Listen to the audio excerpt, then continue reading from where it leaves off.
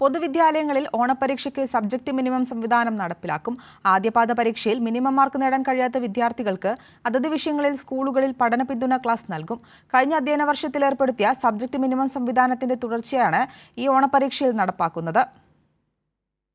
പൊതുവിദ്യാലയങ്ങളിൽ 5 മുതൽ 9 വരെയുള്ള ക്ലാസുകളിലാണ് minimum mark സംവിധാനം നടപ്പിലാക്കുക.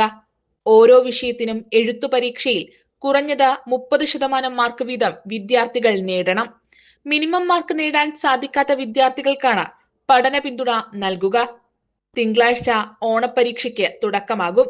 ഓണാവധിക്ക് ശേഷം ഒരാഴ്ചയ്ക്കുള്ളിൽ ഓണപരീക്ഷയുടെ ഫലവും പ്രഖ്യാപിക്കും. ശേഷം സെപ്റ്റംബറിൽ തന്നെ പഠന പിന്തുണ ക്ലാസുകളും നടത്തും. PTA-യുടെയും തദ്ദേശ സ്ഥാപനങ്ങളുടെയും പിന്തുണയോടെയാണ് പദ്ധതി നടപ്പിലാക്കുക.